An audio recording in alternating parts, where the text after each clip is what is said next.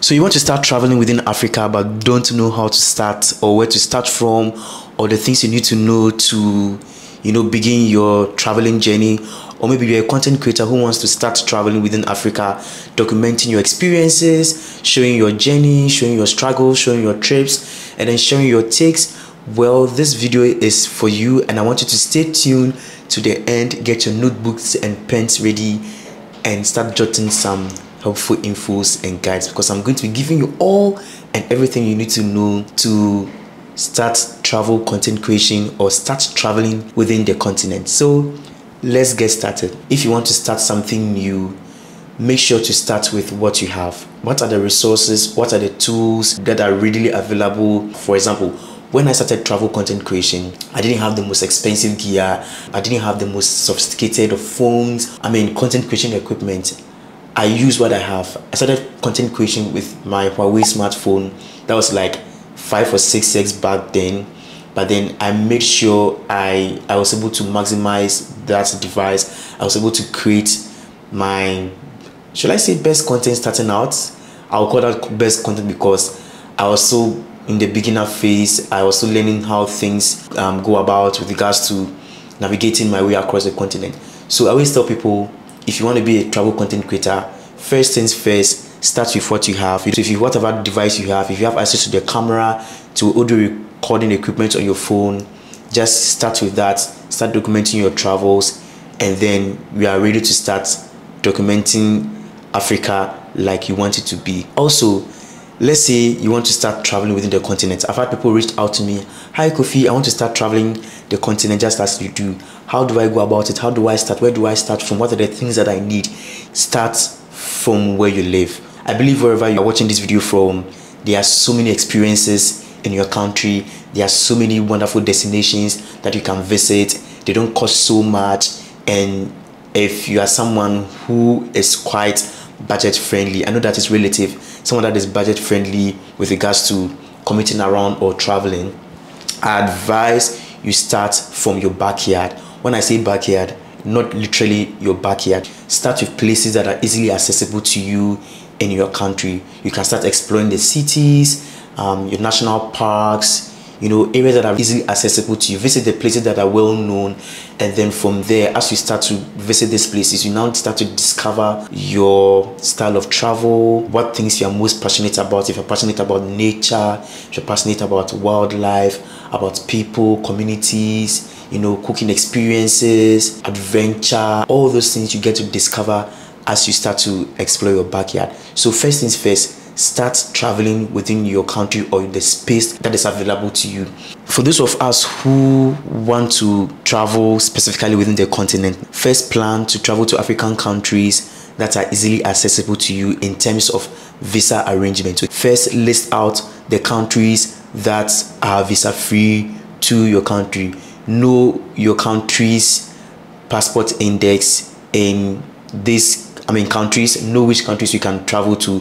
There are some African countries that can travel to almost everywhere on the continent. Some can do 69, some can do 70, some can do 50, and so on and so forth. So you first need to know which countries are visa free. For visa free countries, all you need to do is just get your passport, book your flight, get a yellow fever card, and then you get to experience. Then again, once you have access to this knowledge or the countries that are visa free to your country of origin, start to make friends with people from those countries.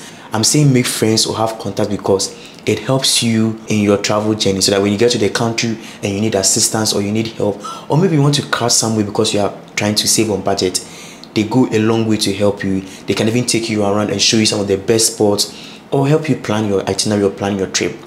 So always start with visa free countries and then try to make friends from these countries as well, so you can have a very seamless travel experience within Africa. The next thing I want to touch on is having the required travel document. I want to repeat this. Yellow fever card is very important. Your valid passport, your flight booking. The most important document that most African airports require that I know of, mostly your yellow fever card, your passport, and then sometimes your flight booking or maybe travel insurance. Now, some African countries are beginning to introduce travel requirements like electronic travel authorization. It's my Kenya video, please check it out. Travel insurance policies. Check it out in my Tanzania video. So always research and know the latest updates with regards to the country you are planning to visit. It may be visa free, however, you need to have some documentation to be able to enter that country. Having the required documents is a great step to be able to start traveling the continent seamlessly and have a great experience. The next thing I also like to tell people is try to learn a language or two. Throughout my travel within Africa, I've realized that Anglophone countries are on one side and then Francophone countries are on the other side, because nobody wants to learn each other's language. For example, people from Anglophone countries don't want to spend time or invest in learning a French language. Similarly, people from Francophone countries don't want to spend or invest in learning the English language. So you realize that anytime you visit each of these countries, there's just this break in communication, because you can either speak French, you can either speak Portuguese, you can either speak English or Hausa or Yoruba or Swahili and lots of those languages. So you might want to make the effort if Africa is where you want to really navigate or have your adventures. It is really important to at least learn 1 or 2 languages. The next thing I like to tell people is try to be a traveler and not a tourist. Traveler and tourist are 2 separate words with 2 meanings, even though they have similarities. Travelers and tourists all travel. They have something in common. They backpack, they board a flight, they have passports, etc., etc. However, travelers are people who visit a destination or a country or travel with a deeper meaning. They travel to experience, to immerse themselves in a particular activity, or get to know something in the country, or get to just spend some amount of time in a country to see that country for itself. Whilst tourists can be anybody, or travelers who just travel for the fun. They mostly travel on shorter stays. They move from one point to the other. They are either having fun or they're just experiencing for the fun of it. I always tell people to travel and have a deeper meaning, and then when they visit that country or that destination, you get to like experience it more than just hopping from one point to the other, or just basically just having fun at a destination. The next thing is always prepare for culture shocks. I always tell people, anytime you leave your home country or leave your comfort zone, don't expect much. For example, let's say you live in the city and you decide to visit a remote area or like a village or somewhere far out of town. You don't visit and expect to get the kind of way of living or standard of living that you are used to. Be ready to experience culture shocks. You visit a country and they do things completely different from what you are known to. They consume differently, the way they talk, the way they move about, the way they do their things. Those can be culture shocks, and you be ready to experience them, especially if you are traveling within Africa. I've experienced culture shocks everywhere I visit, in South Africa, in Kenya, in Abidjan, in Nigeria, in Togo, in Sao Tome, in so many African countries. So every country has its way of doing its thing. The next important thing is cash is king. Some countries or some places that you visit may not accept debit cards or Visa cards or credit cards. Always have some physical cash with you. Always change local currency and have it on you.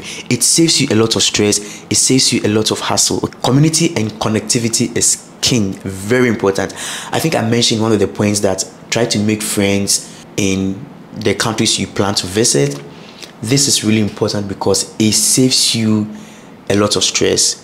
If there are some African communities or African groups, WhatsApp groups or Facebook groups that you can join prior to your visit, it helps you so you can get information, first-hand information from these people, because they live in this country. The locals have the information that you need. They live in that country. They spent almost all their lives living there. Try to either join these platforms and then build that long-term relationship, so that if you decide to visit that country or visit that African country or visit that destination, you have that relationship built already. The next thing is, I'm sure some of you might be asking, how do you get to afford your trips, or how do you get to travel? When I started my African travel experience, I had to start saving. I started visiting visa-free countries and countries that were easily accessible to me. Traveling involves lots and lots of money, and you need to know how to plan destinations. For example, you need to start having like a travel fund. If you have to book flights months or even years ahead of time, because ticket prices keep soaring closer to the date.